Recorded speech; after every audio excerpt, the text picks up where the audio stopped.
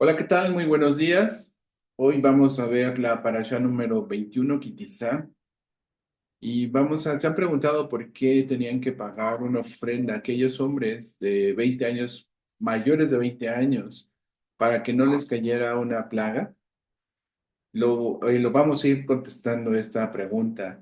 La parasha 21, Kitizá, la voy a ver en tres partes. La primera parte tiene que ver con esta ofrenda y cómo esta ofrenda involucra también al pueblo. Y la tercera parte y última es acerca del liderazgo de Moshe. Así que pongamos atención, que el Eterno nos hable, que el Eterno nos guíe en la lectura de su palabra en el nombre de Yeshua.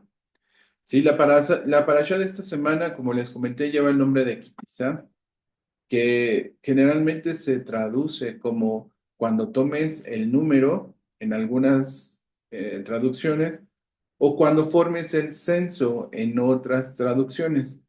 Al final tienen que contar algo, ¿no? Así que según la traducción que estés tomando, pues la idea va a ser que tomes el censo del pueblo de Israel.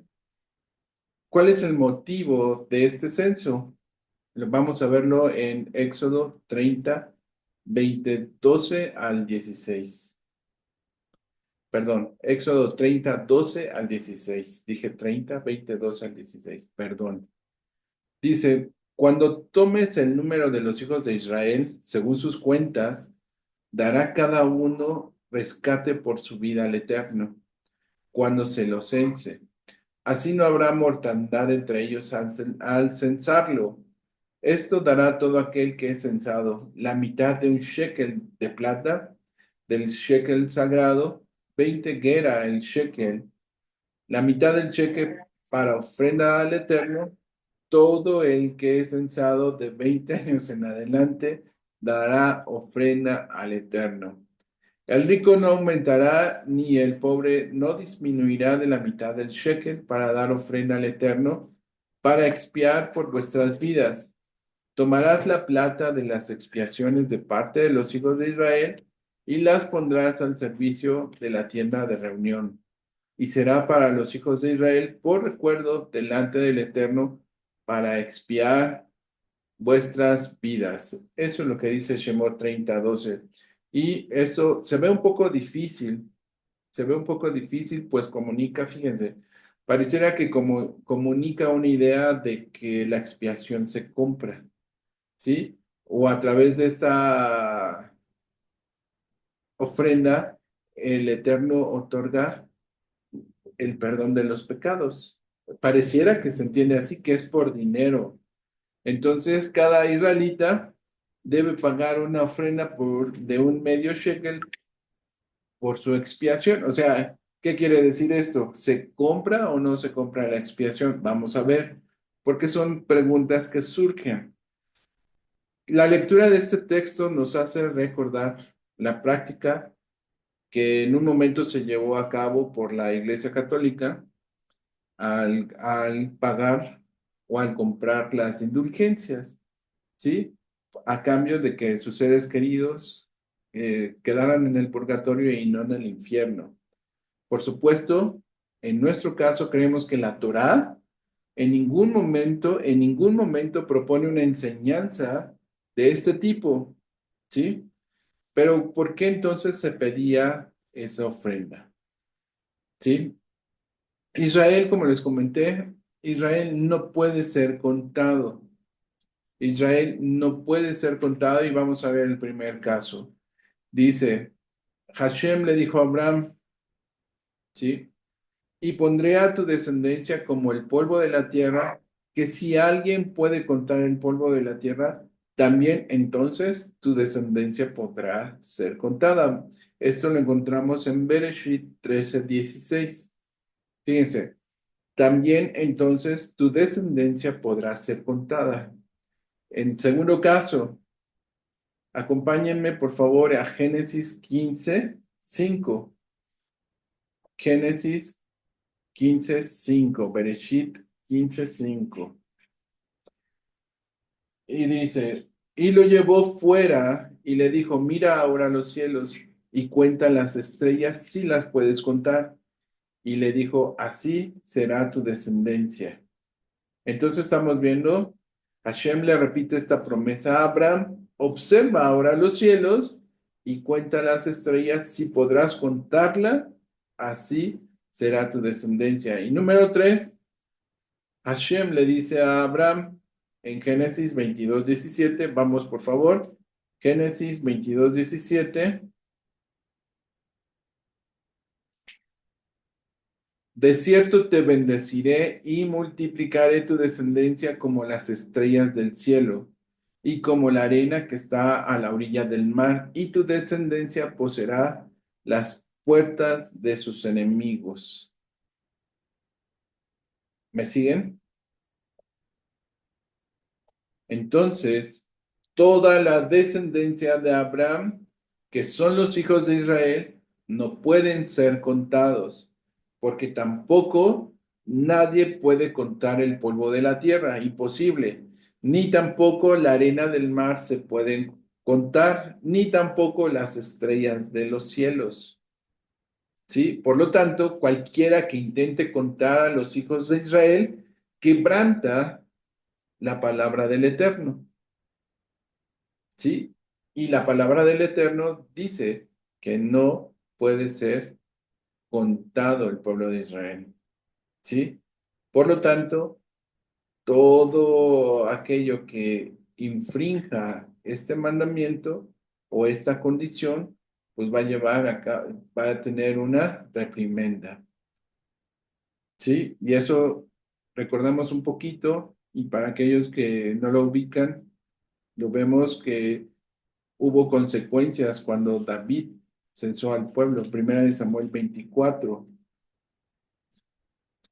Segunda de Samuel 24. A ver, vamos a Segunda de Samuel 24.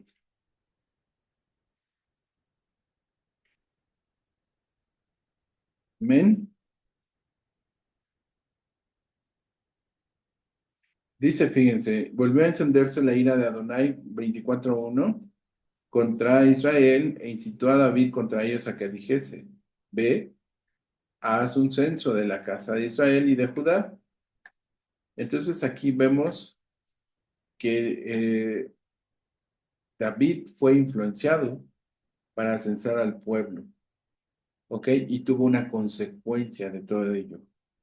Por lo tanto, vuelvo y repito, el pueblo no podía ser censado, ¿sí? El Eterno realizó un juicio en contra de Israel. Ahora bien, a la luz de esto, a- suena como contradictorio, ¿no? Por un lado no lo puedes contar, pero por otro lado sí lo puedes contar. ¿Cómo está en qué posición tomamos? ¿Cómo es posible que el propio Hashem en su Torah nos dice que Israel no puede ser contado y luego le ordena al pueblo, a Moshe, a contar los hijos de Israel? Lo primero que necesitamos explicar es por qué Hashem manda a los hijos de Israel de 20 años para arriba a ser contados. Eso lo vemos en Shemot 20:14. Pues, ¿y qué significa esos 20 años, no? ¿Por qué a partir de 20 años? Pues era a partir de 20 años que ellos podían pertenecer al servicio militar. ¿Sí? ¿Quiénes no fueron contados? Los levitas. Y eso lo vemos en Números 1 del 16, Números 1 del 1 al 16. Permítame, por favor. Entonces vemos en Números 1 del 1 al 16, que los levitas no podían ser contados. Iban a ser contados de diferente forma. ¿Sí? Entonces, los hombres de 20 años para arriba necesitaban ser contados a fin de organizar el ejército del pueblo de Israel. Vamos a leer nuevamente y con calma Éxodo 30, 12 al 16. Ujú. Éxodo 12, del perdón, Éxodo 30 del 12 al 16.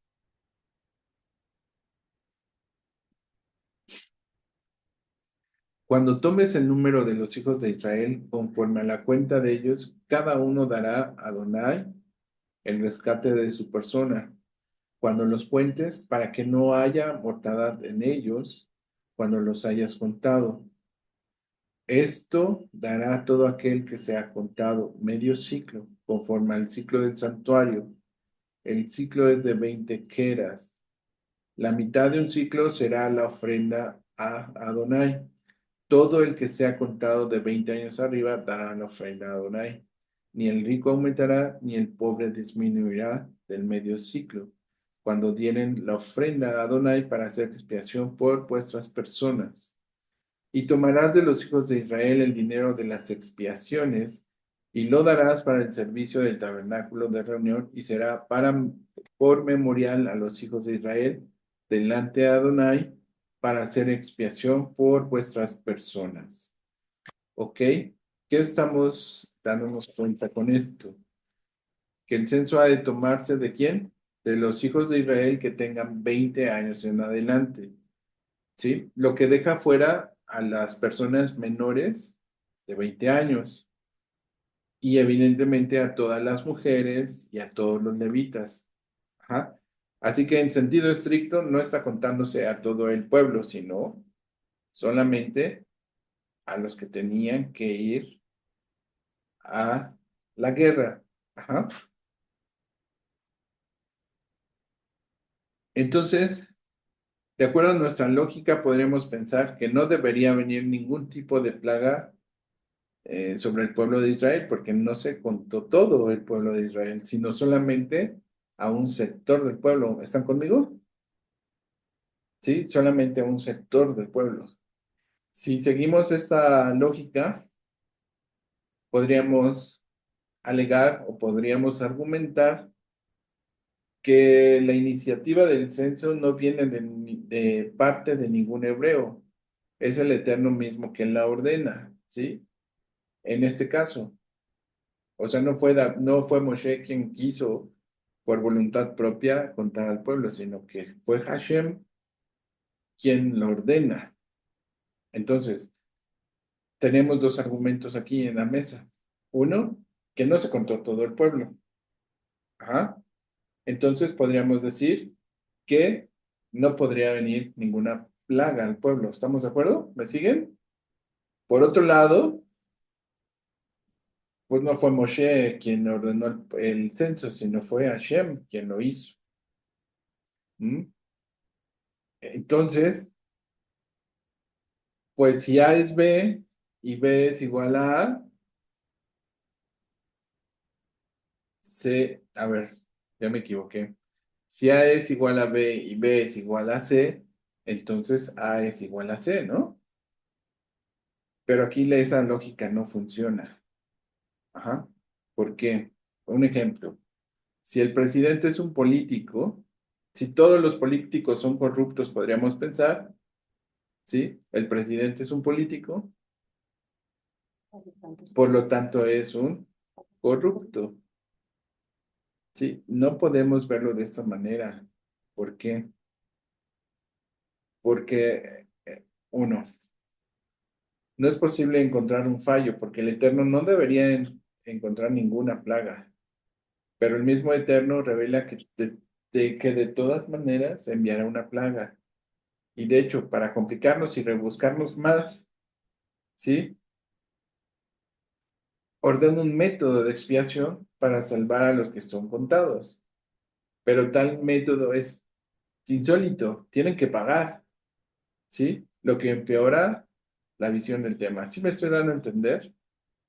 ¿O me estoy rebuscando? Quiero ser claro. Por un lado, repito, por un lado el pueblo no puede ser contado, pero lo ordena el Eterno, ¿sí? Y al ordenarlo el Eterno, también dice, ¿cómo no puede caer esa plaga sobre ellos a través de un pago? Entonces se compra la expiación, ¿se compra? No.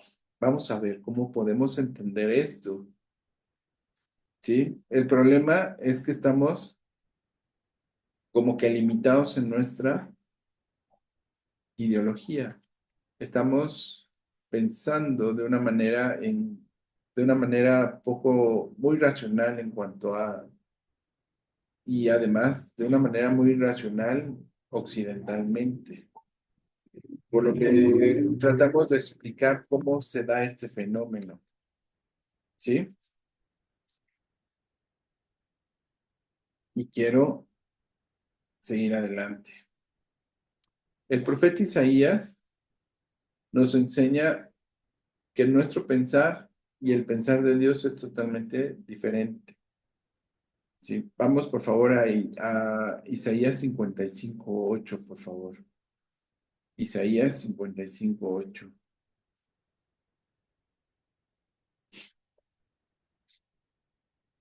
Porque mis pensamientos no son vuestros pensamientos, ni vuestros caminos, mis caminos, dice Adonai.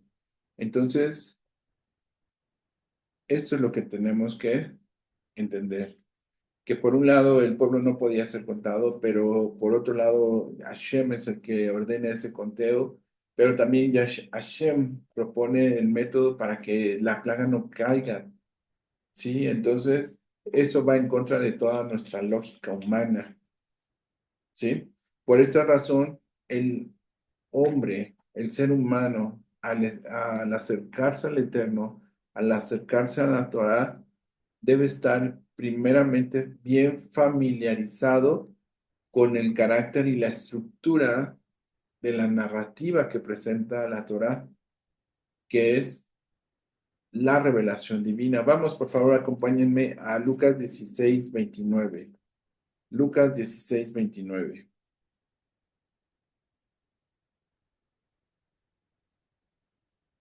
Dice, y Abraham le dijo a Moshe y a los profetas, tienen, óiganlos. Vamos a ver cómo es que necesitamos entender la narrativa del Eterno. Romanos 3:1 y 2, por favor. Romanos 3:1 y 2. Dice, ¿qué ventaja pues, qué ventaja tiene pues el judío? ¿O de qué aprovecha la circuncisión? Mucho, en todas maneras. Primero, ciertamente que le ha sido confiada la palabra de Dios. Pues que si algunos de ellos han sido incrédulos, su incredulidad habrá hecho nula la fidelidad de Dios. Volvemos. ¿Cómo está pensando Dios? ¿Sí? Segunda de Timoteo 3:14-16. Esto no lo sabemos casi de memoria. Segunda de Timoteo 3, del 12 en adelante.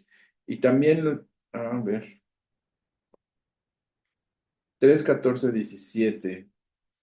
Pero persiste tú en lo que has aprendido y te persuadiste sabiendo de quién has aprendido y que desde la niñez has sabido las sagradas escrituras, las cuales te pueden hacer sabio para la salvación por la fe que es en Yeshua HaMashiach.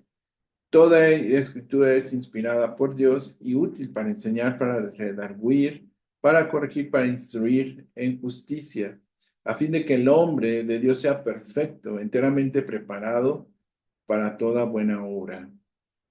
Ok, queremos entender en esto cómo entonces Dios está proponiendo este tema, cómo Dios está proponiendo esta situación, ¿sí? ¿Por qué? Recordemos que Dios dio tres preceptos, ¿no? Recordemos esta parte, lo vimos ya. Tenemos a los Kukim, ¿sí? Y por ahí tenemos una foto, ¿no? ¿Se acuerdan de la foto que pusimos? ¿Sí? A ver, en este momento, por favor, vamos a esa foto para entender un poquito más lo que estamos hablando. Tenemos los mitzvot, los mishpatim, los hukim y los eidot. Los mitzvot son acciones realizadas para cumplir con un mandamiento. El mishpatim son leyes con una razón o fin u objetivo específico. ¿sí? Que conllevan a la unidad del pueblo. Los hukim son estatutos dados sin una razón aparente, o sea, son como son, tatán, como la vaca roja. Y los Seidot son testimonios de, que conmemoran o representan algo, por ejemplo, el uso de tzitzit, guardar Shabbat, las moedim del Eterno, eso lo vimos en la parasha número 18 de Mishpatim. Lo que estamos leyendo hoy, ¿sí? La primera parte de esta parasha es un hukim, ¿sí? Es un hukim. No lo entendemos, ni quisiéramos, o sea, por un lado me dice que no cuente, por el otro lado es Dios quien lo establece, pero también da el pago, te dice cómo no va a caer. Entonces, como que la lógica aquí no funciona. Por lo tanto, estamos enfrentando o estamos enfrente de un hukim. ¿Me siguen hasta aquí? O sea, esto no tiene explicación. Simplemente no tiene explicación, son como son. Ajá. Recordemos que los hukim son preceptos a ser cumplidos también solo en la tierra de Israel, solamente en la tierra de Israel. Y encierran y ocultan misterios que tienen que ver con la salvación, tienen que ver con el Mesías y tienen que ver con cosas proféticas.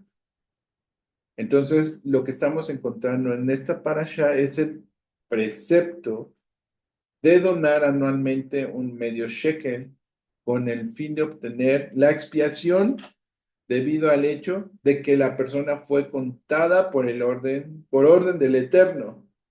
De allí que este precepto oculte un misterio. ¿Cuál es ese misterio? ¿Sí me estoy dando a entender hasta aquí o voy muy revuelto? Por favor, indíquenme ustedes ahí en casa si voy bien. Muy bien. Eh, aquí en casa, bien. Daniela, ¿allá en tu casa?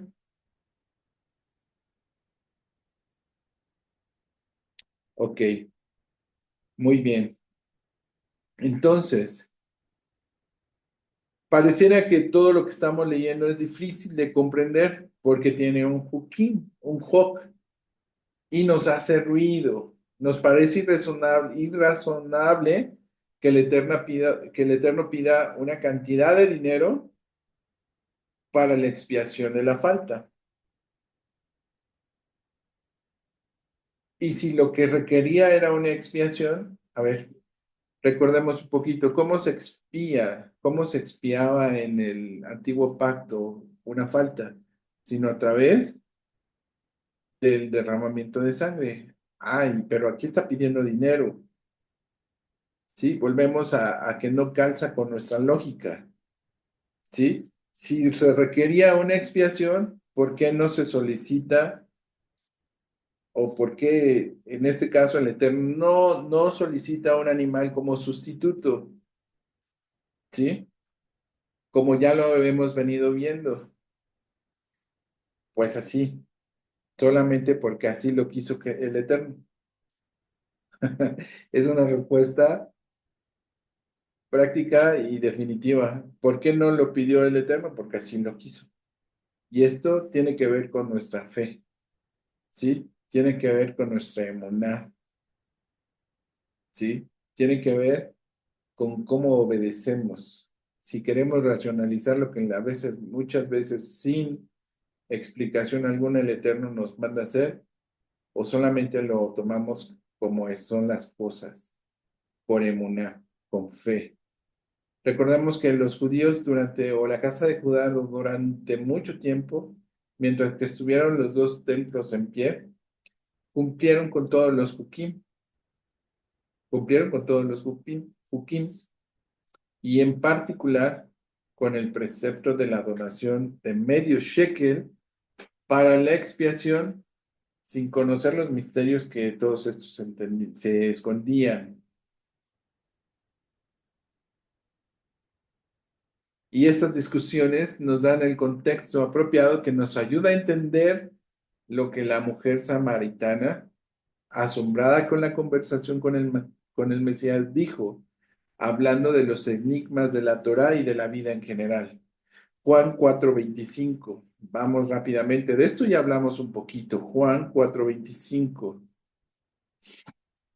Juan 4:25. Le dijo la mujer, sé que ha de venir el Mesías, llamado el Mashiach. Cuando Él venga, nos declarará todas las cosas. Y en pasadas parashas hablamos de esto justamente, que no solamente era encontrar a la samaritana, sino que tenía un propósito encontrarla, tenía el propósito de establecer identidad y de esclarecerle todas esas dudas, ¿sí? Porque también era una idea sí, una idea del pueblo, de la casa de Judá, que cuando apareciera el Mashiach, todo lo que no había quedado claro, el Mashiach lo iba a aclarar y lo estamos viendo, ¿sí? Dice Juan 4:25, permítanme leerlo nuevamente. Yo sé que ha de venir el Mesías y cuando el Mesías venga, nos declarará todas las cosas. La afirmación de la mujer samaritana habla a viva voz de su emuná, de su fe, y dado que el Mesías ya ha venido, con la asistencia de sus revelaciones y las de sus discípulos, vamos a entrar a descifrar este misterio, ¿sí? Para tener una idea del tema, leamos el primer precepto del tipo de Huk o de Hukim que revela la Torah, por favor. Entonces, vamos a hacer memoria. Es la víspera de la salida de Egipto. Ajá. Recordemos un poquito. Éxodo, Shemot 12, 21, 23. Veamos esta escena. Es el primer Hukim en la Torah, o el primer Hok en singular. Es la víspera de la salida de Egipto. El Eterno le pide a los hebreos que se han refugiado en Gosén el cumplimiento de varios Hukim. Por ejemplo, comer pan sin levaduras, comer hierbas amargas, ceñirse, ¿sí? Ceñirse, comerlos de pie, comerlos deprisa, pero todavía falta algo mucho mayor, que es el precepto o el ordenamiento de inmolar un cordero, cuya sangre tendría que ser puesta en los marcos de las puertas de la casa, lo que les permitiría salvar de la muerte a todos los primogénitos del juicio del ángel exterminador. Esto es un juquín. ¿Alguien se puso a pensar cuando lo leímos por qué tenía que ser de esta manera? Sí, o hagamos, ¿cuál era la lógica de todo esto? No, sino que en su momento el pueblo de Israel lo tomó como tenía que ser y lo debemos tomar nosotros de la misma forma. Sí, lo que quiero resaltar es que el Eterno, con respecto a esta ceremonia, dice lo siguiente, ¿sí?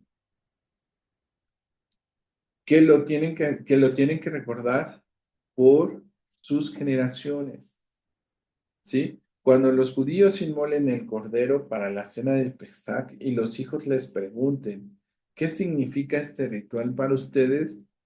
Ustedes, padres, le responderán, ¿sí? Es el sacrificio de Pascua para el Eterno, el cual pasó por alto las casas de los hijos de Israel en Egipto cuando mandó una plaga sobre los egipcios y libró nuestras casas. Esto lo vemos en Éxodo 12, 25, 27. Quiero apurarme. Este, ¿Vamos bien? Sí me estoy dando a entender, por favor. Quiero ser muy claro. ¿Me estoy dando a entender?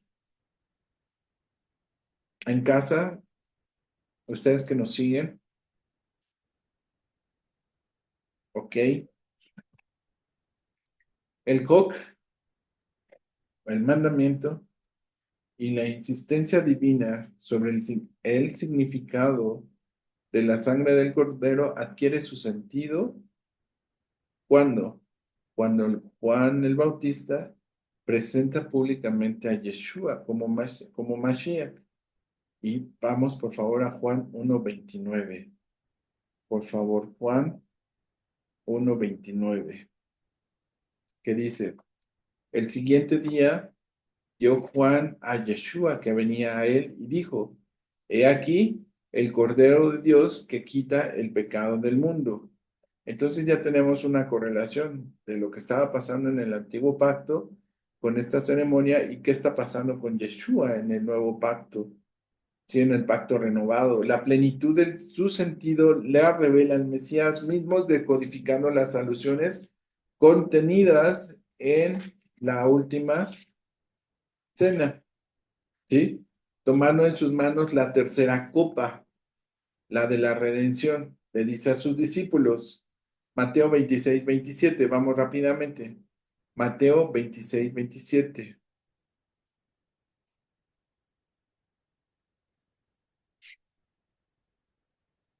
Y tomando la copa y habiendo dado gracias, les dio diciendo, bebed de ella, todos, ¿sí?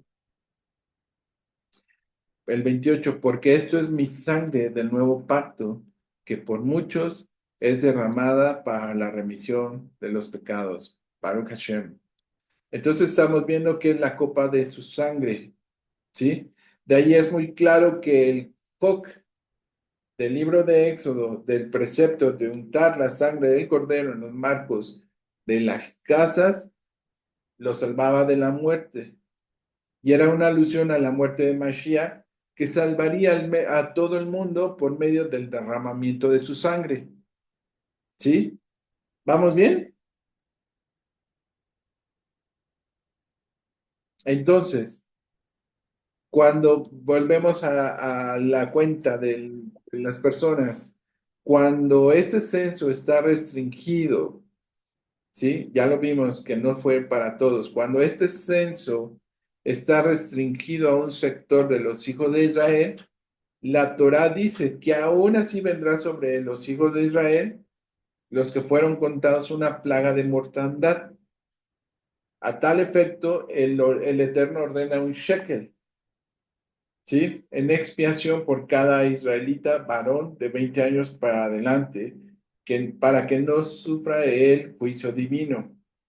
Así que el principio, en principio, la ofrenda del medio shekel se convierte en un medio de salvación para aquellos que fueron contados. Pero volvemos a la pregunta, expiación de pecados mediante dinero. Ajá. Si hay expiación, sí hay expiación, pero no de pecados. Ajá. Eso es importante. Sí hay expiación, pero no de pecados. Y esto lo vamos a esclarecer. Quiero ser muy claro con esto. Ajá. Necesitamos explicar muy bien esto. ¿Por qué era el medio shekel? ¿Por qué ese medio shekel servía como expiación para los hijos de Israel? Ya dijimos, contados de 20 años para arriba. Si vamos a la Parashá Pikudei, la Parashá Pikudei menciona que el medio shekel era de plata, ¿sí? Y que toda la plata de los shekalim o de estos de los shekalim recolectados se juntaron. Ajá, fíjense, esto es muy importante. La Parashá Pikudei nos da una respuesta a esto. Todos estos shekel o shekalim en plural recolectados se juntaron y se fundieron para hacer las basas, ¿sí? Las basas donde entraban las columnas del Mishkan y los ganchos de las columnas que sostenían las pieles de los animales que cubrían y hacían el techo del Mishkan. Y eso lo vemos en Éxodo 38, 25, 28. Vamos, por favor, Éxodo 38, 25, 28. Y la plata, dice aquí, y la plata de los empadronados de la congregación fue 100 talentos y 1775 ciclos, según el ciclo del santuario. Medio ciclo por cabeza, según el ciclo del santuario, a todos los que pasaron por el censo de edad de 20 años arriba, que fueron 603,550. Y hubo además 100 talentos de plata para fundir las basas del santuario y las basas del velo, de 100 basas, 100 talentos a talento por basa, y los 1775 ciclos hizo los capiteles de las columnas y cubrió los capiteles de ellas y las ciñó. O sea, que en esto se usaron los shekel, ¿sí? En esto se usaron los shekel. Por lo tanto, el dinero no expiaba directamente, sino más bien con la plata se cooperaba con el sacerdocio a fin de que ellos tuvieran un lugar apropiado para efectuar la expiación por ser contados. ¿Sí me estoy dando a entender? O sea, no estaban comprando la expiación, sino estaban colaborando con el sacerdocio para que tuvieran un lugar en donde podrían los sacerdotes hacer la expiación a través de animales por ser contados. ¿Sí me estoy dando a entender?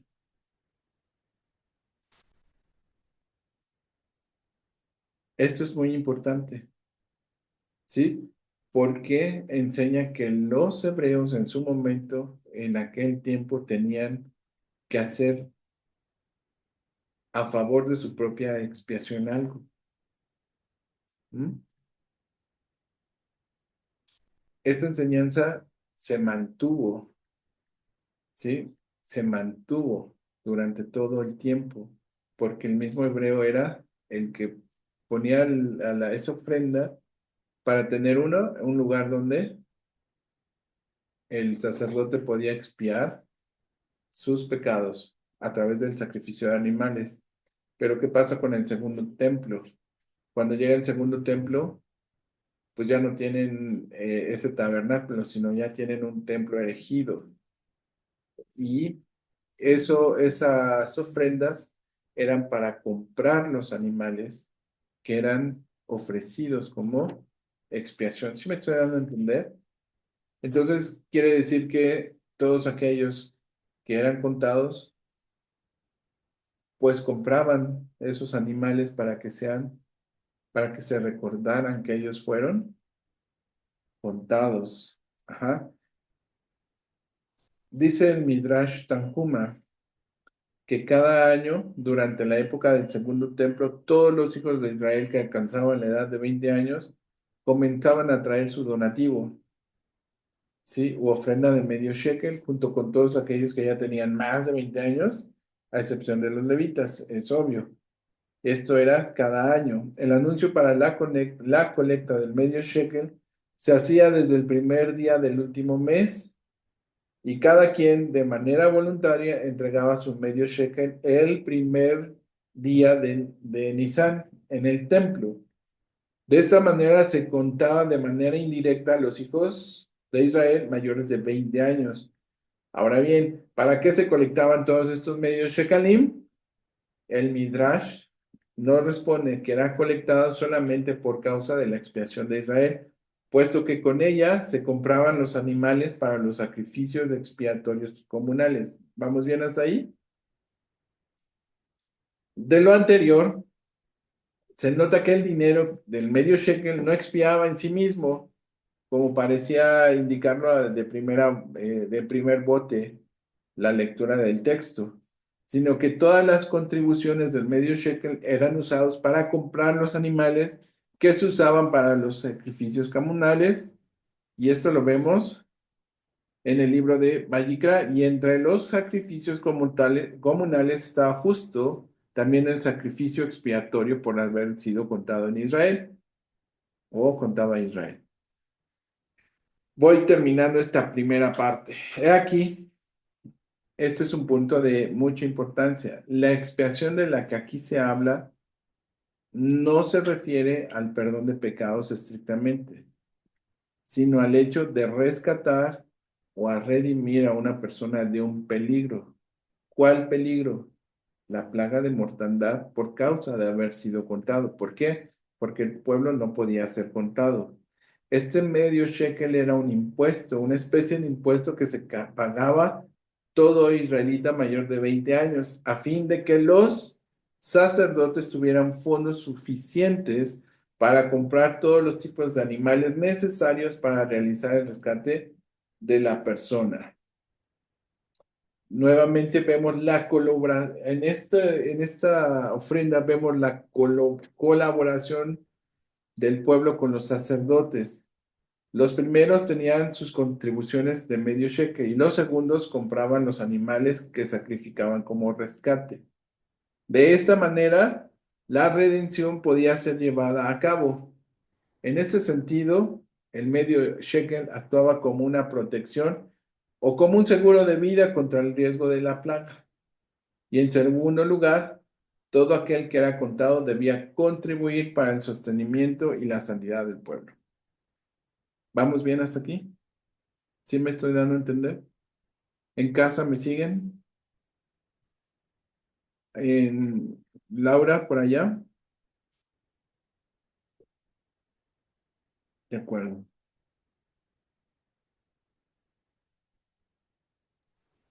Sí, pastor, sí lo oímos. De acuerdo, hija, gracias.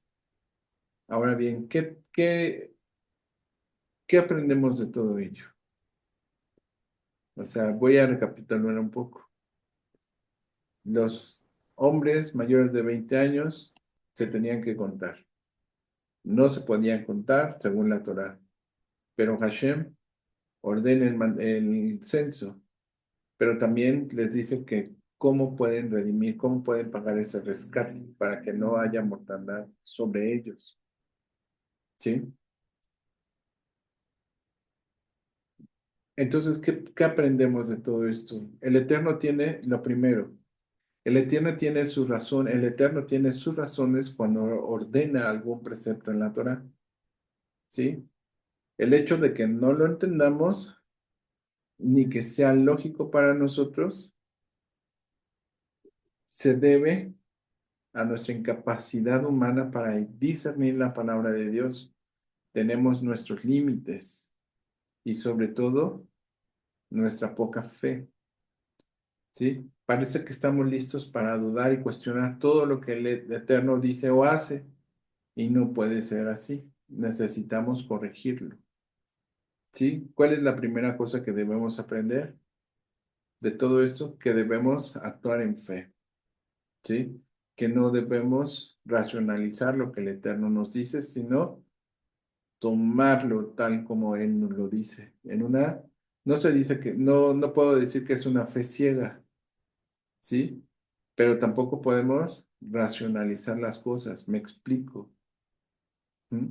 Hay muchas cosas en la Torah que debemos tomarlas tal cual, porque si las racionalizamos, entonces vamos a tropezar, vamos a caer.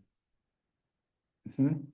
Otra lección es que la cooperación en armonía entre el pueblo y sus líderes, ¿sí? Pueden ser habilitadas para llevar a cabo una tarea específica de la congregación, ¿sí? Para dar a conocer a Mashiach y para dar a conocer la Torá. Entonces, pues evidentemente en una congregación hay diferentes gastos, ¿no? Diferentes gastos. Hoy en día se paga luz, se paga internet, se paga el streaming, se pagan el sostenimiento de varias cosas, de toda la infraestructura.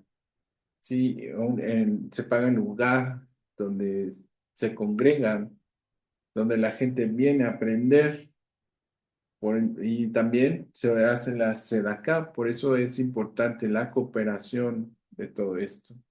Otra lección importante es que todos tenían que dar, tanto el rico como el pobre, de igual forma, ¿sí? Tanto el rico como el pobre ofrendaban medio shekel para el rescate de sus vidas o para el rescate de sus vidas del peligro que conlleva ser contado. De esta manera, la Torá establece una norma universal de redención para todos. ¿Cuál? El rico por ser rico no podía presumir dando más y el pobre por ser pobre no podía decir no tengo, no podía excusarse. De esta manera, y esto lo habló la pastora el día jueves, ¿sí? El rico por ser rico no podía presumir yo estoy dando de más y el rico por ser pobre no podía decir es que no tengo. O sea, todos estaban medidos por la misma vara. Ajá. De esta manera, todo aquel que deseara el rescate o ser salvado de la plaga de muerte donaba medio shekel cada año. Ese era su seguro de vida, ¿sí? Vamos a ver qué dice la Mishnah en el tratado Shekalim 1:7. Nos cuenta que una persona podía cancelar o incluso prestar el medio shekel a un amigo pobre o a un vecino. De esta manera, cada judío ayudaba a su prójimo y con esto me estoy entrando en la segunda parte. Podríamos decir entonces que ese medio shekel de plata nos habla del esfuerzo de cada individuo de que cada individuo debe hacer para mantenerse a salvo del peligro de la plaga de la muerte por juicio divino. Pero también es un esfuerzo conjunto en el que interviene la fe de la persona, la obra de los sacerdotes y los animales del sacrificio. ¿Sí me estoy dando a entender? Entonces, todo esto es una alusión a la salvación en Yeshua. Primero, Él se dio a sí mismo por rescate de todos. Segundo, provoca la fe y el arrepentimiento a través del Ruach HaKodesh. Tercero, intercede por nosotros como Cohen Gadol en el santuario celestial. Y cuarto, vendrá por nosotros y nos llevará a un mundo venidero. Yeshua ha dado su vida. ¿Para qué? Para rescatarnos del peligro de la muerte debido a nuestra mala manera de vivir y especialmente para rescatarnos e impedir que experimentemos la muerte segunda. Por lo tanto, ese medio shekel o a través de ese medio shekel el judío o el hebreo podía ser salvado del peligro de la muerte. Ese medio shekel era nada comparado con el beneficio que obtenía. Esto es nuevamente una alusión a la salvación, a nuestra salvación. ¿Por qué? Porque el esfuerzo nuestro es la fe y la obediencia natural. Dijimos anteriormente, ¿cuál era el esfuerzo del hebreo? Pagar su shekel, su medio shekel. ¿Cómo lo aplicamos hoy? ¿Cuál es nuestro esfuerzo? Sino tener fe y obedecer la palabra del Eterno. Y al obedecer y al tener fe y al obedecer la palabra de Dios, pues obtenemos muchos beneficios, ¿no? Obtenemos muchos beneficios, nada comparado, o sea, el esforzarnos en seguir adelante, en ser obedientes a la palabra, sí, es nada comparado a lo que obtenemos a través de la fidelidad de Yeshua. ¿Qué obtenemos a través de la fidelidad de Yeshua? El perdón de los pecados, la paz interior, alegría, gozo, provisión, ¿sí? Y la inmerecida oportunidad de participar en un mundo venidero. ¿Y eso qué nos cuesta a nosotros? Solamente ser obedientes y tener fe. El medio shekel por medio del cual se compraban los animales, ¿sí? Tiene la facultad de librar de la muerte primera, pero la salvación que nos ofrece el Mashiach para librarnos de la muerte segunda se puede obtener sin dinero. ¿Cómo lo dice Isaías 55:1? Por favor, vamos a Isaías 55:1.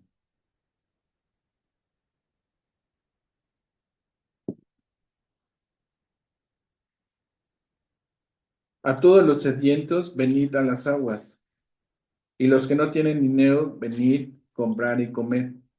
Venid comprar sin dinero y sin precio, vino y leche.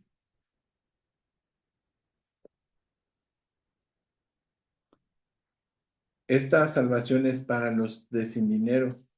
Todos los hombres que no pueden rescatarse por sí mismos, todavía tenemos tiempo. ¿Por qué? Porque la salvación es a través de Mashiach. ¿Me estoy dando a entender? ¿Quedó, fui claro en este tema? Que ese medio shekel, nosotros ponemos un medio shekel, pero Yeshua pone el otro, la otra mitad del shekel para nuestra salvación, para nuestra redención, para poder disfrutar de la vida eterna que se perfeccionará cuando estemos con Él en el mundo venidero. ¿Sí me doy a entender? A través de ese medio shekel, nosotros nos libramos del peligro, de las plagas. ¿Cuál es el medio shekel que hoy debemos pagar? Nuestra fe y nuestra obediencia. Nuestra fe en Mashiach y nuestra obediencia a la Torah del Eterno. ¿Vamos bien hasta aquí? Y esto, les decía, me introduce en la segunda parte que quiero tratar. ¿Sí? La segunda parte que quiero tratar es,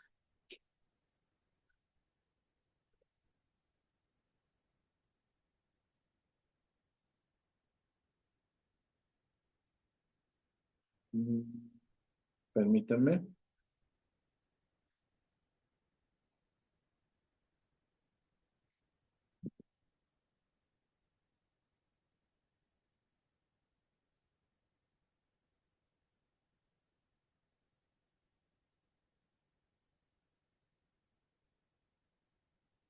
la segunda parte que quiero tratar es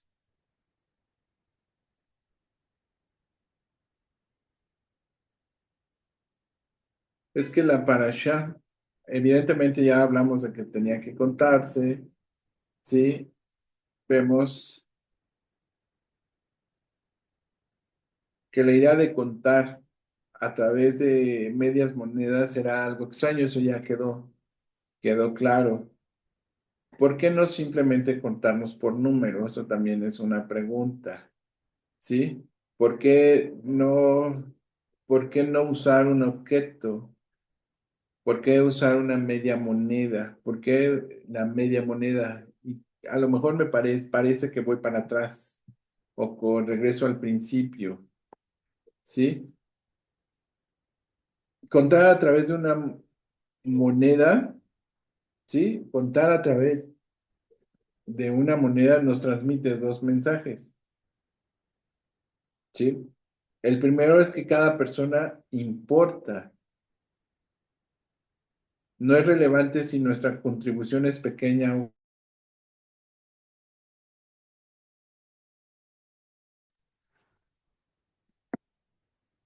Sigo adelante. Entonces, ¿por qué tenía... Aquí lo importante es que todas las personas, tanto ricos como pobres, son importantes, ¿sí? No importaba si era una contribución pequeña o una contribución alta. Lo importante era el hecho de contribuir. Todos tenemos que y tenemos algo que aportar. Ahora bien, nuestra contribución no puede ser completa, ¿sí? No, no puede ser completa. ¿Qué quiere decir esto? Que era medio shekel, no era ni siquiera un shekel, era la mitad de un shekel. Quiere decir que tampoco podemos ser autosuficientes, ¿sí? No podemos cubrir las necesidades del pueblo, siempre tenemos que trabajar con otros para que todo esto se lleve a cabo. Es por eso que damos media moneda para recordar que necesitamos la suma de los demás para ser completos. Esto es importante. Todo esto, algo que nos enseña la Torah es que siempre no podemos ser autosuficientes, siempre necesitamos del otro, ¿sí? Para poder ser uno. Necesitamos de Dios para poder ser uno, necesitamos del hermano para ser uno.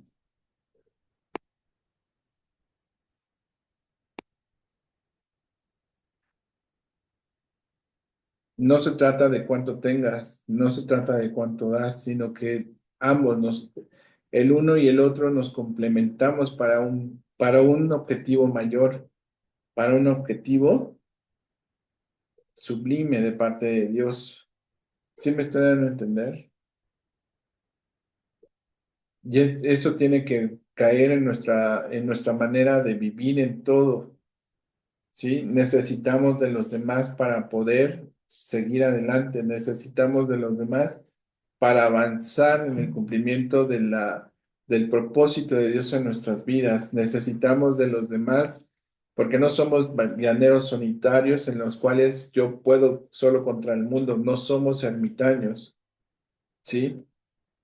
¿Cómo nos vamos a superar sino a través de, de nuestra comunión con los demás? Suena complicado, ¿verdad? Suena complicado porque no es muy fácil muchas veces llevar una comunión en paz con los demás. Cuando tenemos una diferencia de pensar, cuando tenemos caracteres totalmente distintos. Pero ¿qué crees? Que en eso, en la diversidad está la bendición más grande de Dios. Porque en lo que tú eres fuerte, quizás yo soy débil y en lo que tú eres débil, yo soy fuerte. Y entonces nos vamos complementando con un propósito, ¿sí? En tu familia, ¿te pareces? ¿Tu mamá es igual a ti? ¿No? ¿Tus hermanos son igual a ti? ¿No? En un matrimonio se supone que hay un complemento, ¿sí? Los hijos son totalmente diferentes, pero juntos hacemos una familia. Juntos trabajamos para un bien mayor. En tu trabajo, todos son diferentes a ti, lo son. Tú eres diferente a ti y eso tiene que ver que todos contribuyen para una visión propia y una visión de la misma empresa, ¿sí o no? Están alineadas las visiones de vida como la de la empresa, porque si no, no estarías en esa empresa trabajando. Entonces todos tenemos algo que contribuir. O sea, no importa qué tanto o qué tan poco, todos tenemos algo que contribuir y cada quien necesita tomar en su papel, tomar su responsabilidad. ¿Qué me corresponde a mí? Hace poco basamos ahí en el grupo algo de, muchas veces cargamos cosas que no nos corresponden. ¿Sí? Y eso nos mete el pie. Pero esto tiene que ver con que cada quien tiene que ser responsable de la parte que les corresponde o que nos corresponde. ¿Qué te corresponde a ti en casa? ¿Qué te corresponde a ti en tu trabajo? ¿Qué te corresponde a ti dentro de la sociedad? Porque si cada uno hiciéramos lo que nos corresponde dentro de los diferentes papeles que jugamos dentro de la creación del Eterno, créanme que las cosas serían totalmente diferentes. Y tiene que ver con esto, que no podemos caminar solos, sino que mi aportación en el lugar que yo esté va a sumar a la consecución y al cumplimiento de un objetivo, ya sea en mi familia, ya sea en mi trabajo, ya sea en donde quiera que yo me mueva. Entonces decía que cada uno, hablábamos hace un momento, que cada uno de los hebreos era responsable de poner su shekel, ¿no? ¿Qué pasa si tú en tu trabajo no haces lo que te corresponde? Pues vas a tener problemas, ¿sí? Vas a tener problemas. ¿Por qué? Porque el trabajo se va a acumular, porque entonces mostrarás irresponsabilidad y finalmente vas a ser cortado de esa organización, ¿sí o no? ¿Qué pasa si tú dices, pero yo no trabajo en una organización? No, ciertamente puedes ser independiente o freelance, pero si no haces lo que te corresponde, pues vas a tener consecuencias de igual forma. Entonces todo esto tiene que ver con esta parasha, ¿sí? Tiene que ver con esta parasha. ¿Me siguen? ¿Qué estás aportando tú hoy en día a tu medio ambiente o al lugar donde Dios te sembró? ¿Estás esperando que el otro lo ponga? Fíjate que muchas veces estamos esperando que las cosas cambien estamos esperando que las cosas cambien en el exterior, pero el cambio tiene que ser nuestro para con el exterior. Si no hay un cambio interior, no va a haber un cambio en lo exterior, porque entonces estoy condicionando a que lo haga él para que yo lo haga o yo no. Lo tienes que hacer tú por ti. Y si el otro es influenciado por ese cambio, bendito sea Dios. Y si no, haz lo que tengas que hacer tú, ¿sí? Porque el beneficio va a ser para ti. ¿Sí me estoy dando a entender? No debemos esperar. Si él no cambia, yo no cambio. Si él no me habla bien o si ella no me habla bien, yo no cambio. Y hoy se habla mucho de la reciprocidad, ¿no? Como dicen, como doy, como veo, doy, ¿no? Pues no, eso tiene que ser totalmente diferente. Yo tengo que cambiar para que mi exterior cambie. Y tiene que ver con esta parasha. Si el hebreo no daba su medio shekel, ¿qué pasaba? ¿Venía sobre él? Mortandad. Si yo no obedezco y yo no tengo fe en el Hijo del Dios viviente, pues ¿qué va a venir sobre esa persona? Va a venir de igual forma mortandad. Dicho de otra manera, yo me tengo que esforzar en hacer lo que tengo que hacer, en poner lo que tengo que poner. ¿De acuerdo? ¿Preguntas hasta aquí? Sí, si puedes decir algo. Te escucho ahí.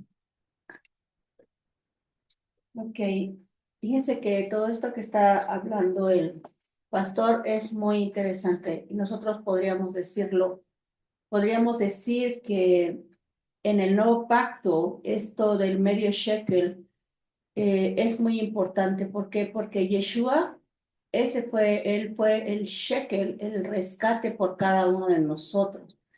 Si nosotros vamos ahí, que sí me gustaría que fuéramos, quiero ser muy rápida, en Primera de Pedro 1:18 al 20, dice, sabiendo que fuiste rescatados de vuestra vana manera de vivir, que vuestros padres os alegaron, no con cosas corruptibles como la plata o el oro, sino con la sangre preciosa del Mesías, como de un cordero sin mancha y sin defecto, escogido ciertamente antes de la fundación del mundo, pero manifestado en los tiempos postreros por amor a Yeshua. Así que vemos que Yeshua fue nuestro shekel, fue el que nos rescató de nuestra vana manera de vivir. Una vida sin propósito, una vida sin saber quiénes éramos, sin identidad, sin saber que Yeshua murió por nosotros y que hay una vida eterna. Todo en lo que vemos es que el Yeshua mismo lo practicó. Sí, veamos ahí en Mateo 17 del 24 al 27 y nos daremos cuenta que Yeshua mismo hizo esto cuando él estuvo en la tierra. Dice, eh, ¿puede alguien leerlo ahí? Dice 24-27. Y no lo voy a leer todo, pero léeme ahí el Juan, 27 de Mateo, 17-27. Mateo 17, 27. 27. Sin embargo, para no ofenderles, ve al mar y echa el anzuelo, y el primer pez que saques, tómalo, y al abrirle la boca ya harás un estatero.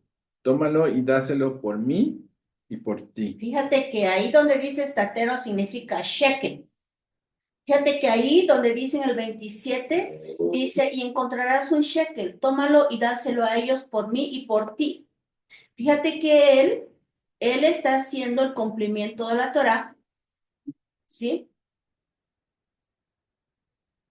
Él fue el que nos dio ejemplo de que la Torá se estaba cumpliendo. ¿Dónde? En lo que estamos leyendo ahorita con esta parashá de Kitizá.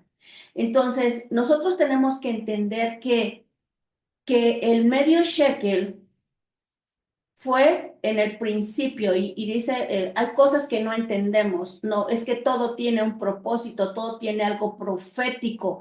¿Por qué Dios lo estableció? Recordemos que todo esto que Dios estableció, lo estableció antes del becerro de oro. ¿Sí? ¿Por qué? Porque esto vino a ser que iba a venir un juicio porque el pueblo de Israel se corrompió al hacer el becerro de oro. ¿Por qué? Porque ellos no entendieron el propósito por el cual ellos habían salido. Entonces, lo que son el medio shekel y también la Torah fue dado para que no murieran. Fue dado para que no murieran. Vemos más adelante el alabacro. ¿Por qué era? Para que se lavaran los sacerdotes. Dios está haciendo todo una limpieza, está ungiéndolos con aceite. Estamos hablando que no es un aceite, el primero que vimos en Terumá en la parasha pasada, porque en la parasha pasada dice que el aceite tenía que ser puro y ese aceite era para la menorá. Representaba a Yeshua mismo era puro y dice, y ustedes también tienen que tener una pureza. ¿Por qué? Porque dice, el aceite que ustedes me traigan tiene que ser puro. Y vean que en esta parasha anterior vemos que el aceite no era machacado, no era aplastado. Yeshua no te machuca, Yeshua te machaca, no te aplasta, no te destruye. Todo lo que Dios te pide es para elevarte. Y vemos que el alabacro dice era que estaba antes de entrar al Mizcán. Y vemos ahí que habla de las vestiduras que tenían que ser ungidas con el otro aceite. Ya no estamos hablando del aceite puro, sino que el siguiente aceite tenía que ser el aceite para unción, para las vestiduras, para los utensilios, para el Mizcán. También no se le podía dar otro uso. Luego también habla que Dios escoge dos, ¿cómo se llaman? Dos personas que deberían de tener el diseño, la unción, que Dios les dio sabiduría. Entonces estamos viendo que Dios antes del becerro de oro está hablando qué es lo que nos puede rescatar de nuestra vana manera de vivir. Entonces Dios escoge gente. Sabemos que el aceite representa al Ruach, representa llenos del Espíritu Santo, cada quien haciendo lo que le corresponde. A ellos los está usando para hacer el Mizcán. Luego vemos también, sí, que dice, cuando nosotros vemos que Dios escoge gente, dice que Dios escogió, ¿quién? Unos que fueran comisionados para su servicio.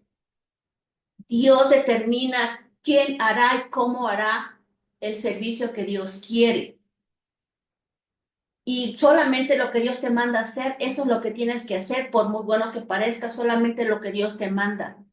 Todo el que se sirva al Señor, por eso Dios lo habla, eran sacerdotes apartados. El sumo sacerdote que era Aarón, que simboliza a Yeshua mismo. Luego vemos a sus hijos, ¿verdad?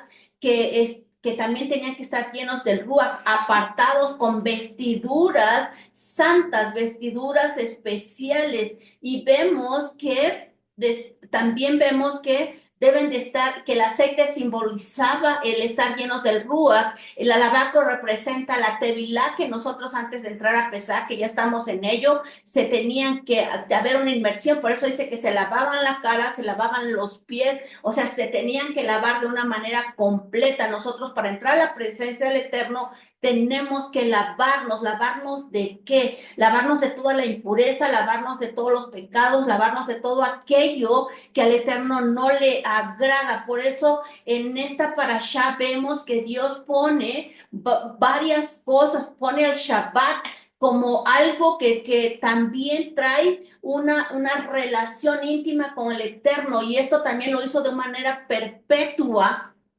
¿Sí? Entonces, ¿qué es lo que vemos aquí? Varias cosas que Dios nos manda en esta parashá. Nos manda el medio shekel, nos manda lo que es el alabastro, nos manda el aceite de la unción, cómo se tenía y dónde se tenía que colocar.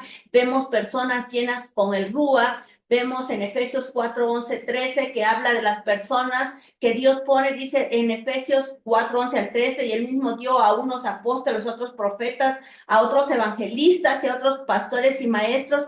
¿Para qué? Para adiestrar a los santos. Entonces, cada uno haciendo lo que le corresponde. El sacerdocio, ¿verdad? Sabemos que Yeshua es el sumo sacerdote, pero vemos que Yeshua aquí en la tierra somos un cuerpo, ¿verdad? Somos un cuerpo, cada quien haciendo lo que tiene que hacer. Y todo lo que decía el pastor, todos unos dependemos de los otros. Sin embargo, hay alguien que Dios escogió de manera especial, que era Aarón, que era el que intercedía delante del Eterno, ¿verdad? A través de qué? De los sacrificios de animales, a través del derramamiento de sangre. No lo podía hacer otra persona, alguien del pueblo no lo podía hacer. Tenía que ser el sumo sacerdote. Cada Y quien luego tenía su, ¿eh? cada quien tenía su Cada rol. uno tenía algo específico que hacer, pero lo que sí nadie podía escaparse es que todos fueran santos. De eso sí, todos tenemos la responsabilidad de santificarnos, todos tenemos la responsabilidad de ayudarnos los unos a los otros, todos tenemos la responsabilidad de contribuir para el Mizcán. Así es. Todos tenemos la responsabilidad de amarnos y jalarnos el uno al otro. Si el otro no tiene, ¿verdad? Yo tengo que ayudarlo, pero sí todos tenemos la responsabilidad de no escudarnos y decir, yo no tengo o yo tengo más, yo sí doy porque tengo y el otro no da, porque entonces lo que Yeshua está diciendo, todos necesitan salvación. Todos necesitan de la gracia, todos necesitan de Yeshua, tanto el rico como el pobre necesita al shekel, que es Yeshua mismo, y necesita de él. Pobres o ricos no podrán entrar a la vida eterna, pobres o ricos no podrán entrar a la vida eterna sin pasar por esta parte que Yeshua fue el shekel, fue el que se dio por rescate para cada uno de nosotros, sean pobres o sean ricos, todos necesitamos a Yeshua nuestro Mesías, el que se dio una sola vez y para siempre como sumo sacerdote representado aquí por Aarón. Entonces, nosotros y sus hijos dice que eran los sacerdotes, nosotros somos los hijos del Mesías y nosotros tenemos que estar llenos del Rúa, nosotros tenemos que hacer tevilá, tenemos que hacer una limpieza, tenemos que estar llenos del Espíritu, cada quien haciendo lo que le corresponde, donde le corresponda. Eso sí es responsabilidad de cada uno de nosotros. Nosotros no podemos escudarnos y decir, es que yo no voy a traer el medio shekel. Entonces, tú serás cortado del pueblo de Israel. Serás cortado del pueblo de Israel. ¿Por qué? Porque todos tenían que traer. Ahora, decimos, ¿cómo es que fue contado el pueblo de Israel y para que no muera? Bueno, hoy estamos viviendo situaciones muy complicadas y siempre se vivieron. Yeshua mismo, Dios, porque Dios mismo dice, tienes que contar de 20 para arriba aquellos, ¿a quiénes? Los que estaban preparados para la guerra. Entonces, hoy, su pueblo, 20 para arriba, estamos contados para la guerra. Y que el enemigo sepa, por eso cuando vemos de David que contó a todos, ¿para qué los estaba contando? Para ver con quién contaba, para quién estaba preparado para la guerra. Entonces hoy nosotros estamos contados no para callarnos lo que Yeshua dijo, no para callarnos quién es el shekel, no para callarnos tú no importa si no traes tu medio shekel, no, porque entonces no serás contado con el pueblo de Israel. No serás contado como el pueblo de Israel. Dios lo hizo con propósito eterno. Esto que nosotros estamos leyendo de esta parashá Kitizá, lo hizo con un propósito eterno. Pobres y ricos, tú y yo tenemos la responsabilidad de jalar al otro. Tú y yo tenemos la responsabilidad de decir, tienes que traer tu medio shekel. Tú y yo tenemos la responsabilidad de decir, porque todos lo tienen que dar, pobres y ricos. ¿Por qué? Porque si tú no reconoces que Yeshua es el rescate de tu vida, ¿qué crees? Que tú no podrás entrar a la vida eterna. Y tienes que santificarte, tienes que hacer tevilá cuando sea necesario. Por eso Yeshua vino y vemos a Juan que hacía tevilá. ¿Para qué? Para el perdón de pecados. Los tenían que sumergir en el agua, ellos tenían que entrar a las aguas. ¿Para qué? Para ser limpiados de toda nuestra manera de vida y la contaminación que había en nosotros. Entonces, esta parashá de Kitizá, cuando cuentes, ¿con quién cuentas? Yeshua tiene que saber con quién cuenta. Tiene que saber que si tú eres de los que tienes de la edad de 20 para arriba y tú serás contado para traer a tu hermano, para ayudarle si no tiene ese medio shekel, si tiene una pobreza espiritual de muerte, tú lo tienes que rescatar del juicio, porque el shekel era para evitar las plagas y el medio shekel era para evitar un juicio de muerte. Entonces tú y yo tenemos la responsabilidad de traer a tu hermano pobre espiritualmente que está en muerte. Entonces, nosotros tenemos que ver y ser responsables los unos por los otros. El shekel en Israel se toma como algo perpetuo. Hoy ellos no tienen el templo, el tercer templo, pero nosotros sabemos que Yeshua es el templo. Así es. Y que nosotros somos el templo donde Yeshua habita. Por lo tanto, Yeshua hizo su parte al morir por nosotros. Pero hoy nosotros todavía seguimos en esta tierra y nosotros tenemos que ayudar al otro a que traiga su medio shekel. Espero que haya sido entendida lo que significa el medio shekel y que significa todo lo demás que el Eterno puso en el Mizcán. Esto fue antes del becerro de oro. Y que tú y yo somos de 20 para arriba. Tenemos que tener el Ruach y hoy decir, yo estoy presente con mi medio shekel. Estoy presente para traer a mi hermano y que conozca que necesita traer su medio shekel para entrar a la salvación y que el juicio no venga sobre él. Amén. Muy bien. Pues bueno, la tercera parte, por causa del tiempo ya no lo daremos, solamente les voy a dar como que la pista. Sí, y cuando quieras elegir un líder para un proyecto, para una empresa, o para la congregación, o para dirigir un país, fíjense, debes preocuparte no solo en las promesas que hace, sino también si tiene un genuino interés en la gente y además si tiene un buen carácter. Debes interesarte también en conocer el nombre del Dios que adora y bajo el cual hace sus promesas. Repito, cuando quieras elegir un líder para un proyecto, una empresa, para la congregación o para dirigir un país, debemos preocuparnos por no solo en las promesas que hace, sino también si tiene un genuino interés en la gente. Además, si tiene un buen carácter, debes interesarte también en conocer el nombre del Dios que adora y bajo el cual hace sus promesas. Y esto lo vamos a ver primero Dios el día martes, porque es importante y tiene que ver con el liderazgo de Moshe. Así que lo vamos a dejar en este momento, en este punto, y aquellos que nos ven en diferido, que van a ver este video, esta enseñanza de esta parasha, que el Eterno les guarde y les bendiga, que el Eterno haga resplandecer su rostro sobre ustedes, y esperamos con todo nuestro corazón que el Eterno haya hablado a su corazón y que tomen decisiones de hacer lo que tienen que hacer. En el nombre de Yeshua. Amén.